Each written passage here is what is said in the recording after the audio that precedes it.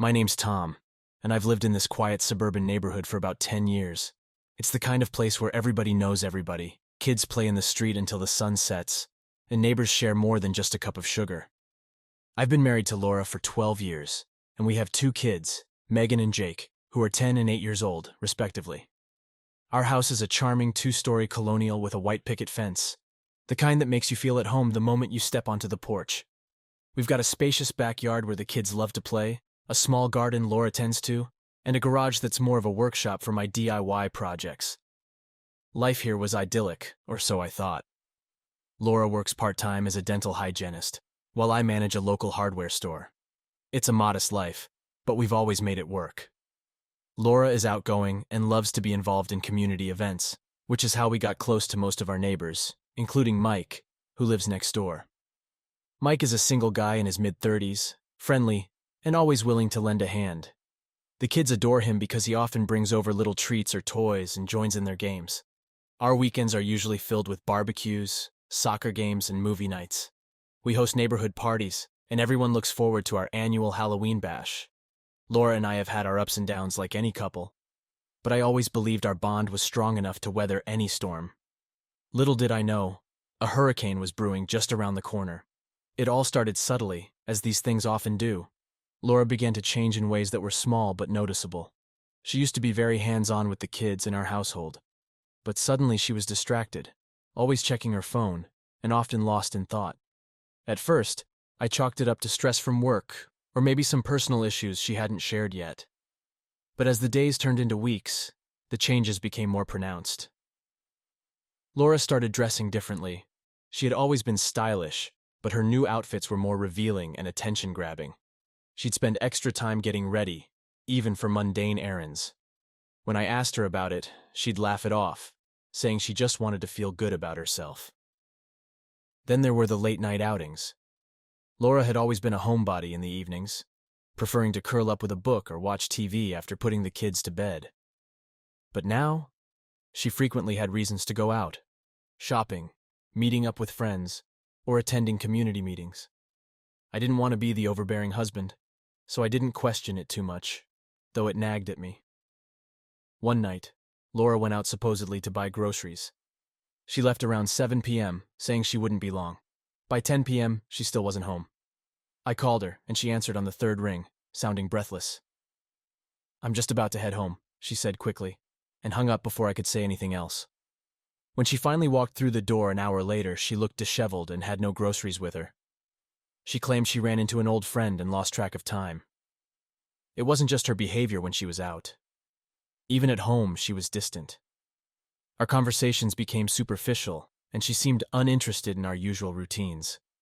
The intimacy we once shared dwindled to almost nothing. When I tried to talk to her about it, she'd brush me off, saying she was just tired or stressed. The real tipping point came one Saturday afternoon. Mike had come over to help me with a new project in the garage. We were fixing up an old table when Laura came out, dressed to the nines, saying she was going to visit her sister. Mike's eyes followed her a little too intently, and something in his expression made my skin crawl. After Laura left, Mike seemed unusually chatty and upbeat, asking me about my plans for the evening and suggesting I take the kids out for ice cream. That evening, I decided to do just that. I took Megan and Jake to their favorite ice cream parlor and tried to push the nagging doubts from my mind. But when we got back, Laura was still out. The kids went to bed, and I sat in the living room waiting. It was nearly midnight when she finally walked in, looking startled to see me awake. "How is your sister?" I asked, trying to keep my tone neutral. She blinked and hesitated for just a second too long. "Fine, she's fine. We just talked and had some wine." "Must have been some conversation," I said, unable to hide the edge in my voice. She didn't reply, just muttered something about being tired and headed upstairs. As I sat there in the quiet of our living room, the pieces started to come together in my mind. The changes in her behavior, the mysterious outings, the way Mike had looked at her. A cold dread settled in my stomach, and I knew I needed to find out the truth. It was a few nights later, a Wednesday, when my worst fears were confirmed. Laura had left earlier that evening saying she was meeting some friends for dinner. She'd been vague about who she was meeting, which had become typical lately. I tucked the kids into bed and tried to distract myself with some TV, but my mind kept drifting back to Laura and her recent behavior. Around 11 p.m., I decided to go for a walk to clear my head. As I stepped out, I noticed something odd. Mike's house was dark, no lights on inside or out. Normally, he'd be up watching TV or working in his garage. My curiosity got the better of me, and I found myself walking towards his house. I approached the side gate that led to his backyard, trying to convince myself that I was just being paranoid. When I reached the gate, I heard voices, faint but unmistakable. I recognized Laura's laughter, and it sent a chill down my spine. Quietly, I crept around the side of the house until I had a view of Mike's back patio. My heart sank. There they were, Laura and Mike, locked in an embrace that left no room for doubt. They were kissing passionately, and it wasn't long before they were tearing at each other's clothes, right there in the open. I felt a surge of anger and betrayal unlike anything I had ever experienced. My vision blurred with rage, and before I knew it, I was charging forward. I didn't care about being quiet or cautious anymore. I burst onto the patio and they broke apart, startled. Laura's face went pale, and Mike looked like he had seen a ghost. "What the hell is going on here?" I roared, my fists clenched at my sides. "Tom, I can explain," Laura stammered, but I wasn't in the mood to hear any more of her lies. "Explain? Explain how you're screwing our neighbor behind my back," I shouted, advancing on Mike. He raised his hands in a pathetic attempt to defend himself. "Man, it's not what it looks like," Mike started, but that was all he managed to get out before my fist connected with his jaw. He stumbled back, and I didn't give him a chance to recover. All the pent-up anger and frustration exploded as I pounded into him. Years of trust and friendship shattered in a moment. Laura was screaming, trying to pull me off him, but I was beyond reason. It wasn't until I felt her hands on my arm, desperately pulling me away, that I finally stopped. Mike was on the ground, groaning, blood trickling from his nose and lip. I turned to Laura, who was crying now, her makeup smeared and her clothes disheveled. "How could you do this to me? To our family?" I yelled, my voice breaking. She just shook her head, sobbing, unable to form a coherent response. I took a step back, breathing heavily, trying to process the whirlwind of emotions crashing over me. "Get out," I said finally, my voice cold and empty. "Both of you, get out of my sight." Laura hesitated, but when she saw the resolve in my eyes, she nodded and helped Mike to his feet. They stumbled away, and I was left standing alone on the patio, the weight of the betrayal pressing down on me. I stood there for what felt like hours, the adrenaline slowly draining from my system, leaving behind a profound emptiness. Eventually, I made my way back home, locking the door behind me and leaning against it, trying to catch my breath. I knew the kids would be up soon, and I had no idea what I was going to tell them. But one thing was clear. The life I thought I had was gone, and there was no going back. The next morning, I woke up to the sound of Megan and Jake arguing over breakfast.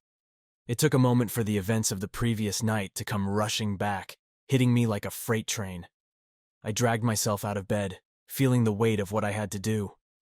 I needed to confront Laura, to get some answers, to understand why she had destroyed everything we had built together. Laura was in the kitchen, making pancakes, her face a mask of forced normalcy.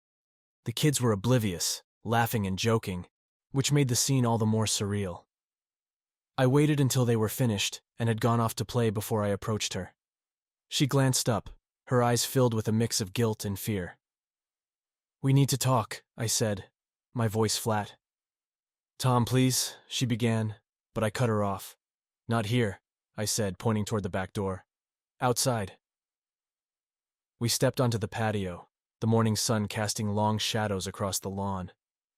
I turned to face her, my jaw set, my fists clenched at my sides. She looked so different now. Not the woman I had fallen in love with, but a stranger who had torn my heart out. "How long has this been going on?" I demanded, trying to keep my voice steady. Laura bit her lip, her eyes downcast. "A few months," she admitted finally, her voice barely above a whisper. "A few months?" I repeated, the words tasting bitter. "And you didn't think I deserved to know? You didn't think about how this would affect our kids?" Tears welled up in her eyes, but I felt no sympathy. "I didn't mean for it to happen," she said, her voice trembling. It just happened." It just happened? I scoffed. That's your excuse? You just happened to betray me and destroy our family? She flinched at the venom in my words, but I pressed on. Why, Laura? Why Mike? Was it something I did? Something I didn't do? She shook her head, tears streaming down her face now. No, Tom, it's not you. It's me. I felt trapped. I needed something more, something exciting. And Mike, he was there. I laughed bitterly. So you decided to throw away 12 years of marriage for some excitement? Do you have any idea what you've done? I know, and I'm sorry, she sobbed. I never wanted to hurt you, or the kids. Well, you did, I said coldly. You hurt all of us, and now we have to deal with the fallout of your selfishness. Laura wiped her eyes, trying to compose herself. What do you want me to do, Tom? How can I make this right? I took a deep breath, struggling to keep my emotions in check. I don't know if you can, I said honestly, but you need to take responsibility. You need to tell the kids. They deserve to know the truth. Her eyes widened in horror. Tom, no, please. They're too young. They won't understand. They need to hear it from you, I insisted, and you need to face the consequences of your actions. She nodded reluctantly, and we went back inside. I called Megan and Jake into the living room, my heart breaking at the confusion and worry on their faces. Laura sat down, taking a deep breath, and began to speak. Kids, there's something I need to tell you, she said, her voice shaky. Your dad and we've been having some problems, and I made a mistake. A big mistake. I hurt your dad, and I hurt our family. Megan's eyes filled with tears, and Jake looked scared. What kind of mistake, Mommy? He asked, his voice small. Laura struggled to find the words. I was spending time with someone else. Someone who isn't your dad. And it was wrong. I'm so sorry. Megan started to cry, and Jake's face crumpled in confusion and sadness. I put my arms around them, trying to offer some comfort, though I felt as broken as they did. Why, Mommy? Megan sobbed. Why did you do that? Laura reached out, but Megan pulled away. I'm sorry, sweetie, she whispered. I wish I could take it back. I looked at Laura, my heart heavy. You need to leave, I said quietly. For now, you need to give us some space. She nodded, tears streaming down her face. I understand. I'll stay with my sister. As she packed a bag and left the house, I felt a mix of relief and despair. The confrontation was over, but the battle to rebuild our lives was just beginning. The days following Laura's departure were a blur of emotions and sleepless nights. I was drowning in anger and heartbreak, and every time I looked at my kids, I saw the pain and confusion in their eyes. It wasn't fair. Laura had brought this chaos into our lives, and she had to face the consequences. I knew that simply letting her walk away wasn't enough. I needed to make her understand the gravity of what she had done. The idea of revenge started to take root in my mind, growing stronger with each passing day. It wasn't just about punishing Laura. It was about reclaiming my dignity and ensuring she never forgot the pain she had caused. I wanted her to feel as humiliated and betrayed as I did. And I knew just how to do it. Mike. He was just as guilty in this mess as Laura was, and I decided that hitting him where it hurt would be the most satisfying way to exact my revenge. Mike owned a small landscaping business that was well regarded in our community. He relied heavily on his reputation and the word-of-mouth recommendations from satisfied customers. I had a plan to destroy that reputation, and I intended to carry it out with ruthless precision. First, I gathered evidence. I had already seen enough to know the affair was real, but I needed more concrete proof to really drive the point home. I managed to get my hands on Laura's phone while she was out one day, and I took photos of the incriminating messages and photos she had exchanged with Mike. There was no shortage of evidence. The texts were graphic, explicit, and damning. With the proof in hand, I created an anonymous email account and composed a message to all of Mike's major clients. I attached the photos and screenshots, along with a carefully crafted note explaining that Mike was having an affair with a married woman and questioning his integrity and professionalism. I hinted that a man capable of such deceit in his personal life might not be trustworthy in his business dealings either. I sent the email out late at night, ensuring it would be the first thing his clients saw in the morning. The fallout was immediate and brutal. By noon the next day, Mike's phone was blowing up with angry calls and messages from clients demanding explanations and canceling contracts. I watched from my porch as he paced around his front yard, yelling into his phone, his face a mask of panic and frustration. The look of desperation on his face brought a grim sense of satisfaction. But I wasn't done. I made sure to spread the word around the neighborhood. At the next community meeting, I casually dropped hints about Mike's affair, letting the gossip take on a life of its own. It didn't take long for the story to circulate, and soon everyone was talking about how Mike had betrayed a friend and neighbor. His friendly, helpful image was shattered, and he became a pariah in the very community he had once been a part of. Next, I turned my attention back to Laura. She had been staying with her sister, but I made sure she felt the consequences too. I emptied our joint bank account, leaving her with nothing but the clothes she had taken with her. I canceled all her credit cards and froze our shared accounts, making sure she had no access to money. I knew this would force her to confront the reality of her actions and the mess she had created. Then, I went public with our situation. I posted on social media about the affair, tagging Laura and Mike and laying out all the sordid details for everyone to see. Friends, family, co-workers. Everyone learned the truth in an instant. The flood of comments and messages was overwhelming, with people expressing their shock, anger, and support for me and the kids. Laura's carefully curated image of a perfect wife and mother crumbled before her eyes. Laura called me, hysterical, begging me to take the posts down. "Tom, please, you're ruining me," she cried. "You ruined us," I replied coldly. "Now you get to deal with the consequences." She tried to reason with me to find some way to mitigate the damage, but I was done listening to her excuses. I wanted her to feel the full weight of her betrayal. Mike tried to confront me one evening, showing up at my door looking disheveled and desperate. "Tom, we need to talk," he started, but I cut him off. "There's nothing to talk about, Mike. You made your bed. Now lie in it," I said, slamming the door in his face. The sense of vindication was intoxicating, but it was also fleeting. Revenge had given me a temporary sense of control, a way to channel my anger and pain, but it hadn't healed the deeper wounds.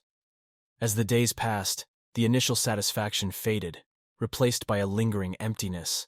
I had torn down Laura and Mike, but I was still left with the broken pieces of my own life. Ultimately, I knew that moving forward, I had to focus on rebuilding for the sake of my kids and myself. Revenge had been my way of coping, but it wasn't the answer to finding peace.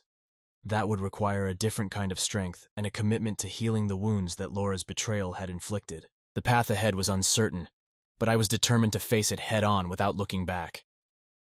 In the aftermath of my revenge, life settled into a strange, uncomfortable routine. Laura moved back into the house temporarily at my insistence, as we needed to discuss our next steps face-to-face and address the legalities of our separation. The atmosphere was tense and filled with an unspoken understanding that our marriage was beyond repair. We sat down one evening after the kids had gone to bed. Laura looked exhausted, her face drawn and pale. She hadn't been the same since the affair was exposed. Part of me felt a flicker of pity for her, but it was quickly smothered by the weight of her betrayal.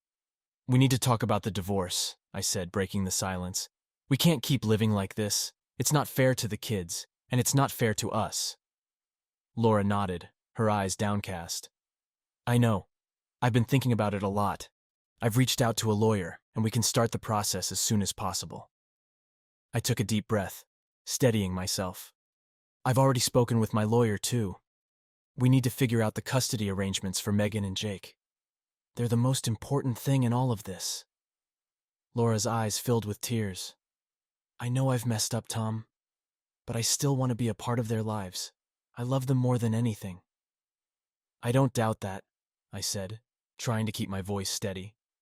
"But you have to understand that this isn't just about you and me anymore. The kids need stability, and right now, I'm the one who can provide that." She nodded again, wiping away her tears. "I agree. They should stay with you. I'll take whatever visitation you're comfortable with. I just want to be able to see them." We talked for hours, hashing out the details of our separation. Laura agreed to give me primary custody of the kids, with regular visitation rights for her. We also discussed splitting our assets, the house, and other financial matters. It was a difficult conversation, filled with moments of bitterness and regret, but it was necessary to move forward. As we finished discussing the logistics, A heavy silence fell between us. There was one more thing I needed to address, something that had been weighing on my mind since the night I caught them. "Why, Laura?" I asked, my voice barely above a whisper. "Why did you do it?" She looked at me, her eyes filled with sorrow. "I don't know, Tom. I wish I had a better answer for you. I felt lost and disconnected. Mike he was a way to escape that feeling, even if it was wrong. I never wanted to hurt you, but I did, and I can't take it back." Her words hung in the air, and I felt a mix of anger and sadness. "You didn't just hurt me, Laura. You hurt our kids. You shattered the trust we built over 12 years. I don't know if I'll ever be able to forgive you for that."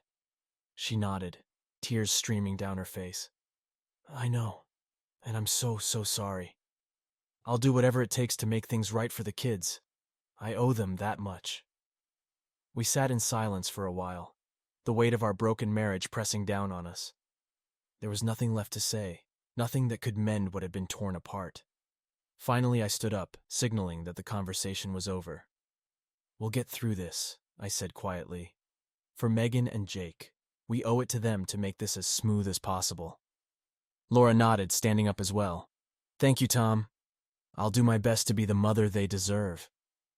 With that, I left the room, feeling a strange sense of finality. The legal process would take time, but the emotional separation had already begun.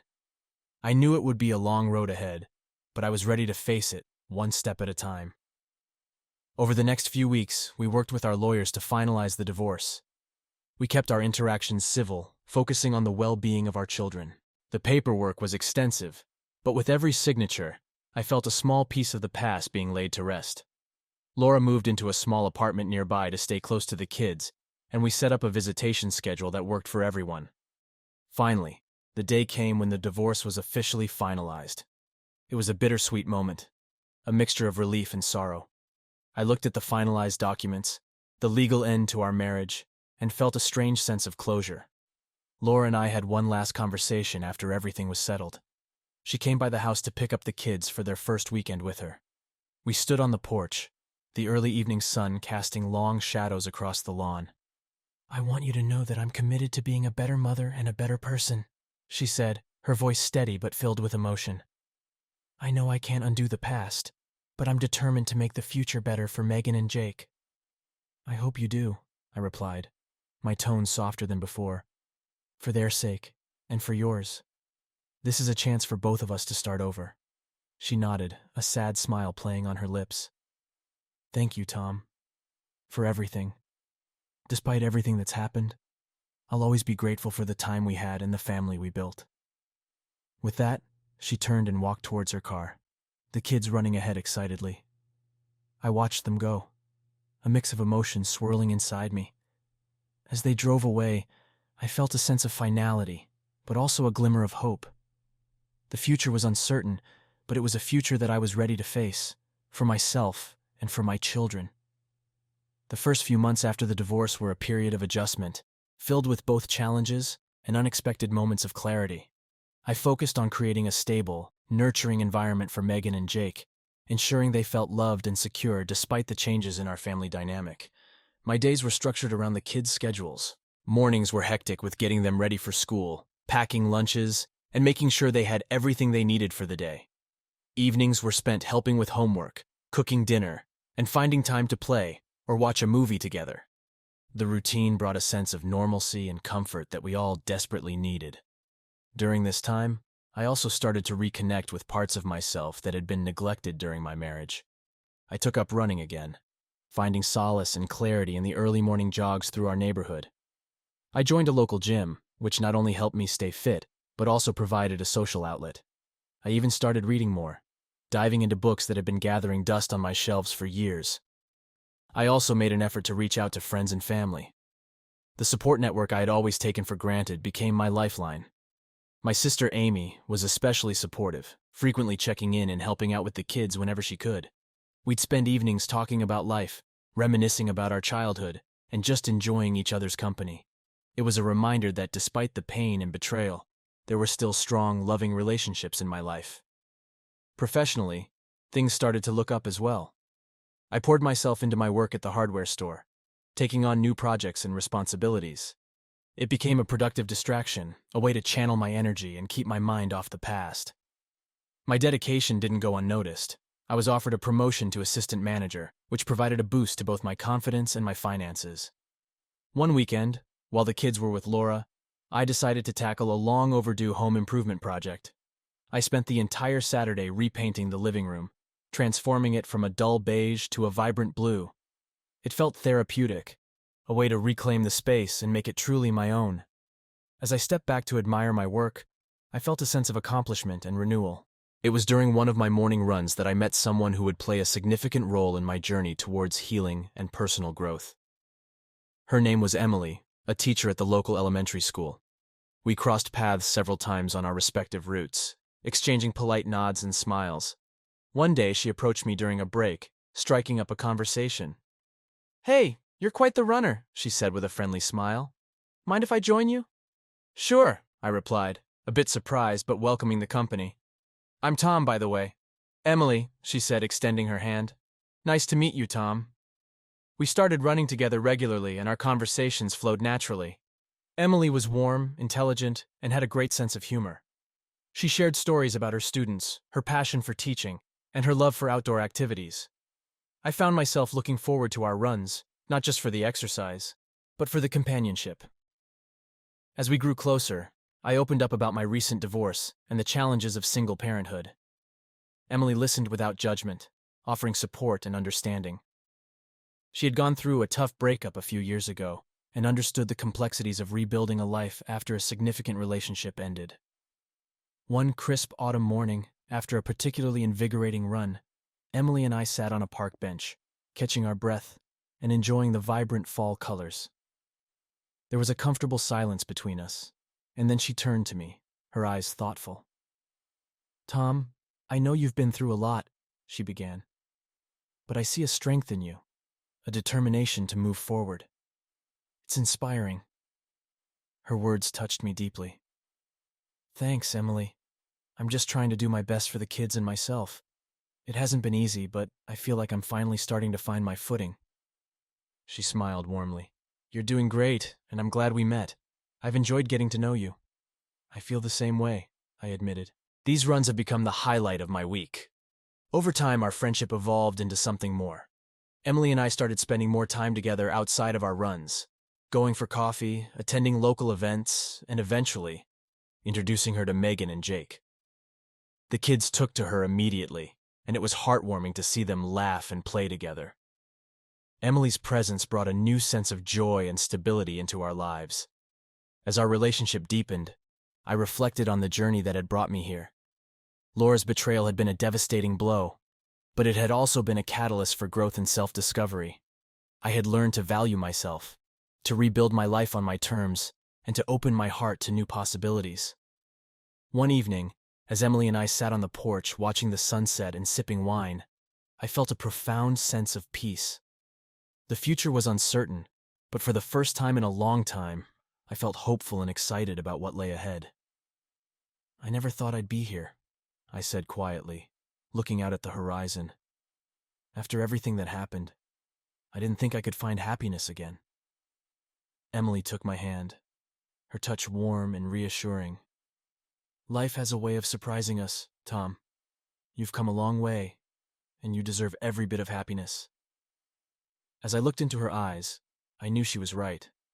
The path had been difficult, but it had also led me to a place of strength and resilience. I was ready to embrace the future, to build a new life filled with love, laughter, and endless possibilities. And so, with Emily by my side, I stepped into the next chapter of my life, ready to face whatever challenges and joys it might bring.